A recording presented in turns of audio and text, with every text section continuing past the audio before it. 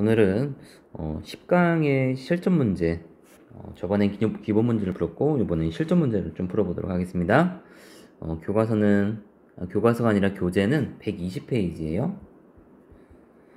다음을 주장한 근대 서양 사상가 입장으로 가장 적절한 것은 도덕은 자유로운, 그러나 바로 그렇기 때문에 스스로 자신의 이성에 의해 자신을 무조건적인 법칙, 왠지 도덕 법칙이 생각나죠? 무조건적인 법칙에 묶는 존재자인 인간의 개념을 기초로 하고 있다. 이성. 그런 한에서 도덕은 인간의 의무를 인식하기 위해서 인간위에 있는 어떤 다른 존재자의 관념을 필요로 하지 않으며 그 의무를 지키기 위해 법칙 자체의 다른 어떤 동기를 필요로 하지 않는다. 법칙 자체만이 동기라는 거예요. 법칙을 지키기 위한 동기로만 행동해야 된다. 그리고 인간 위에 다른 어떤 존재자, 신, 관념 이런 거는 필요 없이 법칙만 중요하다. 근데 그 법칙은 누가 지키려고 한다고 했죠? 그 법칙은 우선은 내가 만들고 내가 그거를 의무적으로 지킨다. 이런 걸 얘기하는 칸트의 입장입니다. 자, 근대 서양사상가 입장으로 적절한 것은 의무는 선우지를 따르는 것이며 경향성에서 비롯된다. 요거는 맞는 말인데 경향성은 아니죠. 인간의 자유의지는 도덕법칙의 원천이자 의무의 원천이다. 인간에겐 자유의지라는 것을 상정합니다. 인간은 이제 자율적인 존재라고 보거든요. 스스로 규칙을 세우는 거야. 그것이 원천이죠. 그거로부터 도덕법칙이 나오니까 의무의 원천이다. 이게 정답이겠습니다. 3번 이성적 존재자는 어떤 경우에도 행복을 추구해서는 안 된다. 요거는 안 돼요. 왜냐면은 행복은 자연스럽게 따라오는 거라고 보면은 괜찮은 말입니다. 정원 명령은 도덕법칙과 달리 절대적 구속력을 갖지 않는다. 절대적 구속력을 갖습니다. 이게 도덕법칙은 정원 명령의 형식을 따르고 있죠. 절대적인 거 맞습니다. 오케이. 개인의 주관적 행위 원리는 보편성이나 필연성을 가질 수 없다. 보편성 가질 수 있습니다. 가능합니다. 이거는 이제 경륜이라고 하죠. 그것이 보편적으로 가면은 바로 도덕 법칙으로 성격할 수 있는 거죠. 올라갈 수 있는 거죠. 급이. 답은 2번. 자, 고대 서양 사상가 근대 서양 사상가들이 공통으로 긍정 혹은 부정의 대답을 할 질문만을 골라보래요. 자, 이성적 동물에게는 자연에 따른 행위와 이성에 따른 행위가 동일하다. 자, 이성적 동물은 자연적인 행위는 다 이성적으로 간다는 거예요. 어느 누구도 그대의 자연 본성인 이성에 따라 사는 것을 막을 수 없다. 이성에 따라 살아야 된다는 거죠. 공통적인 자연 본성인 이성에 어긋나는 일은 결코 일어나지 않을 것이기 때문이다. 그대에게 주어진 나머지 기간을 자연에 따라 살아가라. 왠지 자연을 얘기하는 그 입장. 이 고대 서양사상가 자연의 섭리와 이성을 묶은 보면은 자연과 이성이 같죠. 같이 설명하죠. 이거는 이제 스토아파가 설명하는 방식입니다. 자, 이성적 존재자는 목적 자체로 실존한다. 자연에 의거해 있는 존재자들이라도 이성을 가지고 있지 않다면 그것들은 단지 수단으로서의 상대적 가치를 갖는다. 이성이 없으면 수단이 불과하다라고 얘기합니다. 근데 이성은 목적으로 봅니다. 인간만 목적 그 자체로 굉장히 중요한 존재라고 보는 인간 중심주의 사상을 말하고 있습니다. 이에 반해 이성적 존재자는 그 자신의 본성이 존경의 대상으로 인격들이라고 본다. 인격이라는 것은 인간의 틀, 격식을 갖췄다고 보는 겁니다. 인격주의를 설명하고 있는 칸트죠. 인간만 목적으로의 존재이다. 칸트 사상입니다. 자, 그러면 기억. 인간은 자연을 지배하는 이성의 법칙에 따라 살아야 되는가? 자, 왠지 그럴싸하죠. 자, 자연을 지배하는 여기 포인트예요. 자연을 뭐가 지배하냐? 이성으로 지배한대요. 이 자연이라는 만물이 이게 이제 지구상에 자연이 있으면은 이 이성이라는 것이 다 지배한다는 거예요, 지배. 이성이 세상을 지배한다고 보는 관점은 스토아만 가능하고 칸트는 그게 아니에요. 이성은 인간이 발휘하는 능력이지 자연을 지배하는 것까지는 아니라고 봤어요. 인간에게 달려 있는 거예요. 자연은 이성이 없어요. 자, 그래서 이거는 틀린 말이죠. 공통으로가 아니니까 공통으로. 인간은 자율적으로 내면의 동기나 의지를 조절할 수 있는가? 자, 봐봐요. 스토아는 자기의 내면과 동기, 의지, 자기의 어떤 마음가짐이나 어떤 그것에 대한 생각. 뭐 예를 들면 저번에 노예가 팔이 꺾임을 당했을 때도 분노에 화가 나잖아요. 근데 그때 그 마음도 그냥 이성으로서 조절할 수가 있죠. 이거는 뭐 자연적으로 일어난 현상이라고 보는 거니까 화가 나려는 어떤 의지적인 것도 이제 자기가 스스로 화를 풀 수가 있어요. 좀 내려놓을 수가 있는 겁니다. 내면의 동기는 조절 가능해요. 여기에서 여러분이 헷갈릴 수 있는 게 스토아는 자유의지라고 하는 것. 자유의지라고 하는 것은 없다라고 표현했어요. 아니 그럼 이거랑 이거랑 너무 똑같은 말 아닌가? 라고 하는데 여기서 말하는 자유의지라는 것은 외적인 자연 상황을 바꾼다라고 이해하면 돼요. 요거는 내면을 바꾸는 거라. 내면을 바꾸는 거는 스토아 가능합니다. 칸트도 당연히 가능하죠. 칸트는 자유의지 스스로 자유 도덕 법칙을 세워서 그거에 따라 행동할 수 있으니까 가능합니다. 자, 그래서 맞는 말이고 인간의 모든 감정은 도덕적인 삶을 살아가는데 방해가 되는가? 자, 모든 감정은 도덕적 감정을 살아가는데 방해가 되는가? 스토아는 도덕적인 삶을 살아가는데 이성을 우선 앞세우라고 했잖아요. 네, 이성에 따라 살아가면은 마음에 뭐가 찾아오냐? 부동심이라는 마음이 찾아온다고 했죠.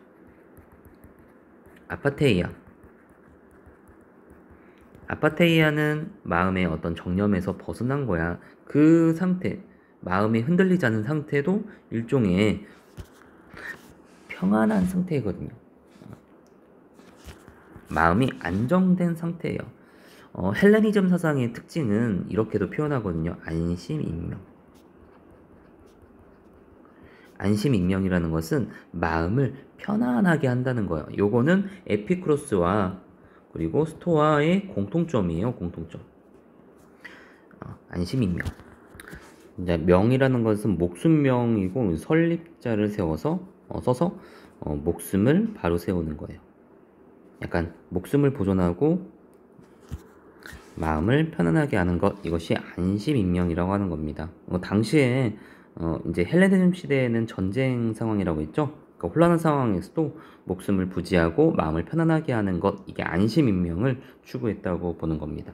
어떤 이러한 것들, 마음 편안한 것도 일종의 감정이거든요. 감정이라는 것은 도덕적 삶을 살아가는데 방해가 아니라 잘 따라오는 거예요. 이성주의자들은 이성을 앞세우고 감정은 뒤로 따라오는 거를 얘기하고 있습니다. 감정 두 가지 다 중요합니다. 칸트 같은 경우에도 도덕 법칙을 따르려는 것, 이제 선의지라고 하잖아요. 자, 이런 선의지는 우선 도덕 법칙에 대한 것이 일단 1순위지만은 그거를 따르고 도덕 법칙에 대한 존경심, 경애하는 마음, 이건 다 감정이거든요. 그러니까 감정도 필요한다. 둘 다 이제 X입니다. 자, 그러니까 공통점 맞네요. 두 가지. 인간은 결과와 무관하게 해야만 하는 행위를 의무로서 갖는가? 자, 결과와 무관하게 라는 말 맞습니다. 동기주의자잖아요. 둘 다 동기. 뭐 어떤 동기? 법칙을 따르려는 동기. 그거는 의무로서 갖는 거 맞습니다. 그래서 둘 다 공통점이 되겠네요. 네, 답은 5번이 되겠습니다. 자, 3번. 자연 가운데 하나도 우연적인 것은 존재하지 않으며 모든 것은 일정한 방향으로 존재하고 작용하도록 신의 본성의 필연성. 이거 필연성. 본성의 필요성 스피노자네요. 스피노자가 신의 본성의 필연성이라고 얘기를 했죠. 존재하는 모든 것은 신 안에 있다. 범신론을 얘기하고 있는 겁니다. 자, 우연적인 거 없다는 걸 봐서 필연성을 얘기하고 있습니다. 자연의 모든 사물들은 법칙에 따라 작용한다. 이성적 존재자만이 이성적 존재자를 강조하고 있는 칸트네요. 행위의 법칙을 이끌어내기 위해서는 이성이 요구되므로 이런 의지는 실천이성. 도덕 법칙을 세우는 것은 실천 이성으로 가능한 겁니다. 자연의 인류를 고통과 쾌락이라는 두 군주의 지배하에 두었다. 이거는 벤담이죠. 자, 제기할 수 있는 비판을 그림으로 표현할 때 A2에 해당하는 거. 봅시다. 인간도 모든 사물에 필연적으로 적용되는 자연 법칙의 지배 아래 있음을 간과한다. 자, 스피노자가 칸트한테 이런 얘기를 할 수 있을까? 칸트는 필연적으로 적용되는 자연 법칙의 지배. 칸트가 이런 얘기를 할까요? 인간이 일단 칸트는 저번에 이렇게 얘기했죠. 내가 정말 내가 감탄스러운 게 있는데 두 가지가 있는데 하늘에 떠 있는 별들과 그거는 자연 법칙을 설명하는 겁니다. 그리고 내 안에 있는 도덕 법칙 이렇게 두 가지를 얘기했거든요. 즉 자연 법칙이라는 걸 인정합니다. 자연 법칙은 사물에 필연적으로 적용되는 거 맞아요. 예를 들면 중력의 법칙 이런 거는 반드시 그렇게 일어날 수밖에 없잖아요. 이때 당시에는 과학이 이제 발달하던 시기니까 이런 자연 법칙은 인정하고 있죠. 지배에 있다는 것을 간과하지 않고 알고 있습니다. 자, 2번. 인간은 자연의 필연성에서 벗어나 자유의지에 따라 행위할 수 있음을 간과한다. 자, 칸트가 스피노자한테 할 말이에요. 인간은 자연의 필연성에서 벗어나 자연의 필연성을 얘기를 강조하는 거는 스피노자죠. 그런데 칸트는 보기에는 자연의 필연성이라고 하는 것이 다 인간이 늘 언제나 필연성에 의해서 움직이지 않는다고 봤습니다. 예를 들면 내가 굉장히 배가 고플 때 옆에 사람들을 도와야 되는 상황이 있다고 해봐요. 어떻게 보면 자연의 필연성은 그냥 내 거 먹는 거예요. 그럴 수밖에 없으니까. 근데 인간은 자유의지라는 것을 강하게 크게 인정하고 있습니다. 그거를 발휘해서 남을 도울 수가 있는데 스피노자는 모든 건 다 필연성, 자연의 필연성에 다 끌려갈 수밖에 없다라고 생각하고 있죠. 칸트가 스피노자한테 할 말 맞습니다. 자, 3번에 인간의 자연적 경향성과 도덕 원리가 필연적으로 일치하는 것은 아님을 간과한다. 칸트는 알고 있습니다. 필연적으로 일치하는 것은 아닌다는 것을 간과하지 않고 잘 알고 있습니다. 일치하지 않아요. 자연적 경향성, 도덕 원리는 다를 수 있죠. 칸트 입장에서. 행위의 결과뿐만 아니라 행위자의 의지도 도덕 판단의 근거로 삼아야 함을 간과한다. 자, 칸트가 벤담한테 할 말은 아니에요. 왜냐하면은 행위의 결과뿐만 아니라 요거는 괜찮은데 결과를 포함시켰잖아요. 여기 설명하는 거는 결과가 도덕 판단의 근거로 삼아야 된다라고 벤담한테 할 말이겠습니까? 아니죠. 결과는 고려하지 않습니다. 인간의 공동체 이익에 대한 관심은 자기 보존에 대한 관심에서 비롯된 것임을 간과한다. 이거 자기 보존에 대한 관심, 요거는 스피노자가 생각을 많이 하고 있는 거죠. 요거는 스피노자의 관점이에요. 자기 보존이라는 것이 가장 큰 관심사거든요. 근데 그것 때문에 인간의 공동체 이익에 대한 관심도 확장하게 됩니다. 이것이 이렇게 확장하게 돼요. 공동체가 이익이 돼야지 나도 자기 보존에 도움이 되니까요. 그래서 이거는 스피노자의 의견이다. 비판할 수 있는 말이 아닙니다. 좀 내용이 어렵네요. 3번은 2번이에요. 4번. 근대 서양 사상가 입장에서 가불병에게 우리가 어떤 행동을 칭찬할 때 우리는 그 행동을 산출한 동기만 고려한다. 행동의 가치를 부여하는 최초의 동기는 그 행위에 대한 존중일 수 없고 그 밖에 어떤 자연적 동기, 그 동기라는 것은 자연적 동기래요. 왠지 자연적 경향성이 생각이 나는데 정의로운 행동이나 동기는 정의에 대한 존중이 아니라 이익에 대한 감각이다. 이게 무슨 소리야? 이익이 공감을 통해 우리에게 느껴지기만 하면 답이 나왔네요. 공감을 통해 우리에게 느껴지면은 이익은 도덕적이 된다. 어떤 이익이라고 하는 것은 많은 사람한테 공감이 되는 거예요. 예를 들면 남을 도울 때, 돕는 모습을 우리가 만약에 본다고 했을 때 다른 사람들이 다 공감하는 거야. 야, 저거는 괜찮은 행동이다라고 느껴지면은 그 행동은 도덕이 되는 것이다. 공공의 이익에 대한 공감은 정의에 수반되는 도덕적 승인, 저것이 도덕적이다라고 승인을 얻으려면은 공감을 얻어야 된다는 거다. 흉입니다. 자, 1. 갑은 모든 감정이 예외 없이 자연의 인과 법칙에 따라 발생함을 모르고 있다. 모르는 게 아니라 알고 있죠. 스피노자는 알고 있죠. 을은 의무의식이 동기가 된 행위는 그 자체로 도덕적 행위임을 모르고 있다. 그 자체로 도덕적 행위라고 보고 있죠, 칸트는. 자, 3번. 병은 도덕적 선악에 대한 구별이 쾌락과 고통의 의존함을 바르게 알고 있다. 자, 벤담과 병 두 사람의 공통점은 쾌락과 고통 요소를 중요하게 보는 거야. 흉이 공리주의의 원천이에요. 이 사람이 뭐 쾌락주의라고 뭐 이렇게 명명하진 않았지만은 이 사람도 이제 쾌락주의 계열이거든요.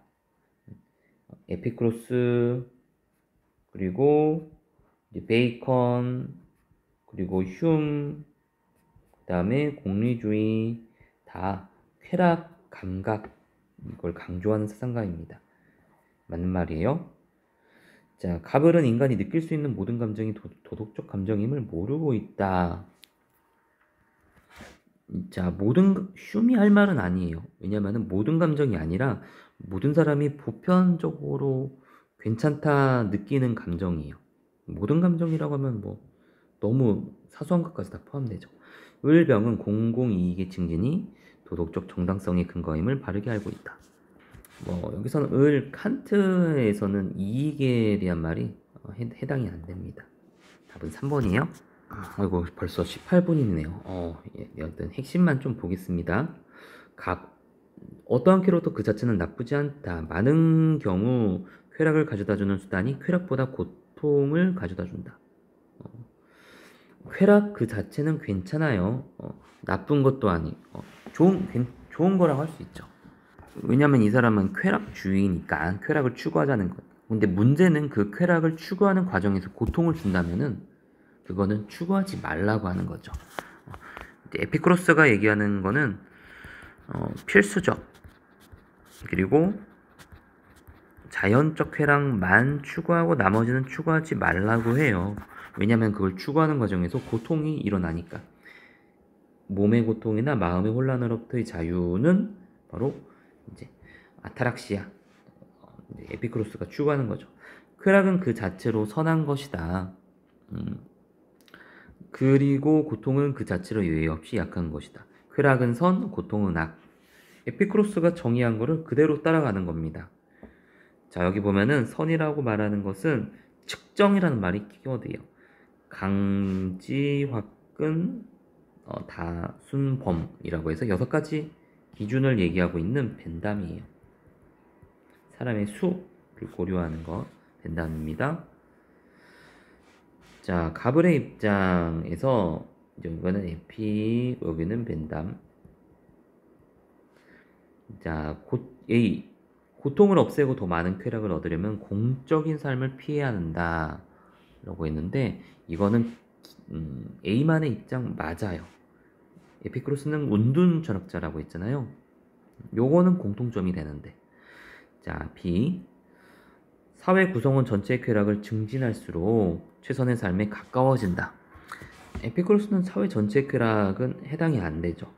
벤담은 맞는데. 그래서 X, O가 되겠네요. 인간 행위의 궁극적 목적은 쾌락을 얻고 고통을 피하는 것이다. 이거 공통명제 맞죠? 한 행위에 의해 발생할 쾌락과 고통의 양적 차이는 비교될 수 있다라고 해서 모든 건 양적 차이라고 보는 거는 벤담이나 에피쿠로스는 공통점으로 봐야 돼요. 여기 말했잖아요. 어떤 행동을 했을 때 자, 어떤 쾌락보다 고통을 가져다 준다. 이 말은 어떤 행동이 쾌락이 얼마나 되는지 그리고 고통이 얼마나 되는지 따져 본다는 거잖아요. 그래서 비교했을 때 쾌락보다 고통이 더 많네? 라고 비교하는 거거든요. 얘도 비교할 수 있습니다. 벤담은 말할 것도 없이. 그래서 요거는 틀린 말이고 답은 2번이 되겠습니다. 자, 6번 해보겠습니다. 일반적으로 쾌락과 고통을 느끼는 일이 너무 많이 또는 너무 적게 할 수 있는데 양쪽 모두 잘하는 것은 아니다. 이것은 들은 마땅할 때 마땅한 일에 대해 마땅한 사람들에 대해 마땅히 추구해야 될 요것은 이제 아리스토텔레스가 말하는 방식이죠. 중용을 말하는 겁니다. 자, 1번 갑은 쾌락의 추구와 덕의 추구는 별개의 것임을 바르게 알고 있다. 야, 이거는 틀린 말입니다. 쾌락과 덕은 같이 똑같다고 생각하잖아요. 에피쿠로스는. 틀린 말. 이 갑은 무제한적으로 쾌락을 증가시키는 것은 불가능한 것임을 모르고 있다. 자, 이거는 알고 있습니다. 에피쿠로스는 무제한적으로 쾌락을 증가하는 것은 이제 불가능하다. 자, 을은 행복과 쾌락은 동일한 것을 가리키는 말이 아님을 모르고 있다. 이거는 아리스토텔레스가 비판할 말 맞습니다.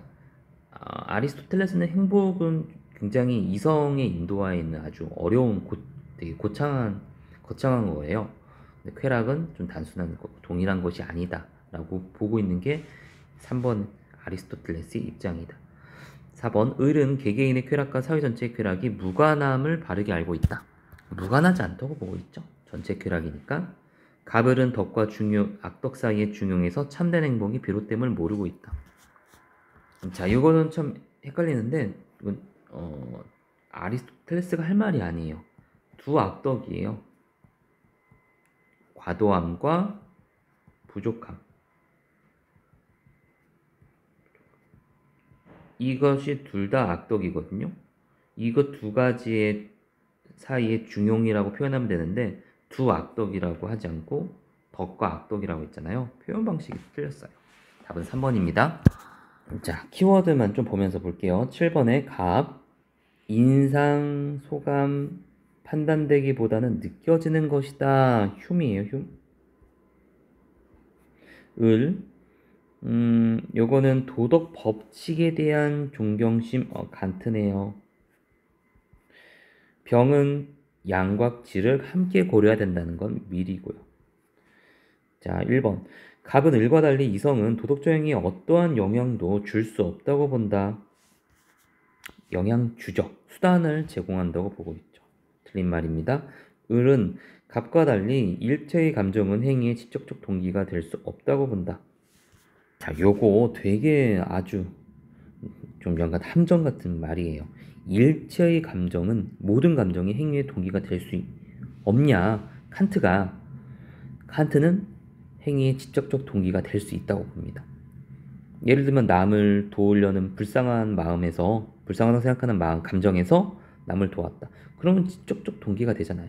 그런데 도덕적 행동은 아니겠죠. 그러니까 요거는 도덕적 행동을 말하는 게 아니라 일반적으로 봤을 때 일체의 모든 감정이 행위의 직접적 동기가 될 수는 있어요. 자, 3번에 병은 을과 달리 이성을 인간이 여타의 동물들보다 우월한 근거라고 본다. 이거는 을도죠. 을과 달리가 아니라. 갑을은 도덕적 분별은 주관성을 넘어 보편성을 중요한다고 본다. 네, 이거는 정답 맞습니다. 흉도 보편성을 얘기해요. 누구나 다 저거는 옳다라고 승인하는 거, 시인하는 감정, 그게 선이라고 했죠. 그건 주관성을 뛰어넘는 거예요. 보편적인 감정이에요. 칸트는 물론 이제 보편주의에 의해서 그렇죠. 보편성을 지녀야 된다고 보죠. 5번 을병은 의무에 부합하는 모든 행위는 도덕적 가치를 지닌다고 본다. 의무에 부합하는 게 아니에요. 칸트에 의하면은. 그리고 뭐 밀도 의무라고 말하기에는 약간 좀 애매한 면이 있어요. 최대다수 최대 행복이라는 원리에 의해서 행동하는 것을 의무에 부합한다라고 표현하는 것은 조금 좀 애매한 면이 있어서 칸트가 확실하게 맞지 않죠. 칸트는 의무에 부합한다는 것을 별로 좋아하지 않죠. 의무로부터라고 하면 맞는 거니까. 답은 4번이 되겠습니다. 자, 8번 보겠습니다. 자, 갑의 근대 서양 사상가 가불의 입장을 나의 그림으로 편구한다.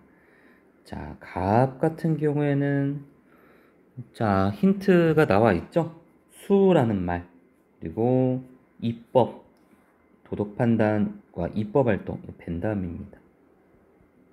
합산 이런 게 다 키워드죠. 쭉 보시면 요거는 높은 수준의 쾌락을 더 우월하다. 밀이죠. 자, 행복이란 쾌락이며 고통이 없는 상태를 의미하는가? 요거는 모두 공통점 맞습니다. 행복은 쾌락 동일하게 보는 거죠. 자, 감각적 쾌락이나 지적 쾌락은 질적인 차이가 없다고 봐야 되는 건가? 벤담은 그렇게 봐요. 똑같다고 봐요. 밀은 아니오라고 보죠. 자, B. 자기 희생은 쾌락의 총량을 증대하는 안에서 도덕적 가치를 갖는가? 자, 요거는 둘 다 공통점이라고 할 수 있죠. 쾌락에 증대해 주는 거. 자, 쾌락의 질적 수준이 높아질수록 쾌락의 양도 함께 증가하는가? 양과 질은 다른 문제예요. 틀린 말이에요. 답은 1번이 되겠습니다. 자, 9번. 순수한 실천 이성은 행복에 대한 모든 욕구를 포기할 것을 바라지 않는다. 행복을 마음 쓰는 것은 어떤 점에서 의무이다. 자, 그러나 자신의 행복만을 추구하는 것은 직접적인 의무일 수는 없다. 칸트죠. 행복은 선의지에 따른 행위로는 결코 경험할 수 없는 것인가? 자, 요거는 틀린 말인데 선의지에 따른 행위로 결코 경험할 수 없는 게 아니라 경험이 가능합니다. 선의지에 따르면 행복은 따라올 수 있는 것입니다. 이번 행복은 모든 행위가 궁극적으로 지향하는 이거 아니에요. 행복은 모두 지향하는 건 아닙니다. 3번에 행복은 자유의지로서 자연적 경향성을 극복해야만 이게 정답입니다. 가 아니라 헷갈렸어요. 자, 행복이라는 것은 자연적 이거 자유의지로서 자연적 경향성을 극복하라는 것은 도덕적 행동이에요. 도덕적 행동은 분명히 이렇게 해야 돼요. 근데 행복은 꼭 요거 하지 않아도 실현 가능합니다. 이게 함정에 빠졌네요. 이거 극복하지 않아도 행복은 실현 가능합니다. 자연적 경향성 충족해도 행복은 실현이 가능합니다. 4번 행복은 의무가 문제가 될 때 절대로 고려해서는 안 되는 건가? 이게 이제 정답 진짜 맞습니다. 자, 4번이에요. 5번은 말이 안 되는 거고 행복이 있어야 도덕적 가치가 있는 건 아니거든요. 자, 갑은 보편적 법칙을 얘기하고 있는 칸트, 그리고 보다 큰 의무와 보류 조건부 의무 로스. 자, 적절한 것은 3번입니다. 약속 이행은 직관적 의무이고 객관적인 타당성을 지닌다. 이 직관이라는 것을 얘기하고 있죠. 두 가지 의무 중에 더 중요한 의무 직관. 자, 나머지는 한번 읽어보세요. 네, 여기까지 하겠습니다. 고생했어요.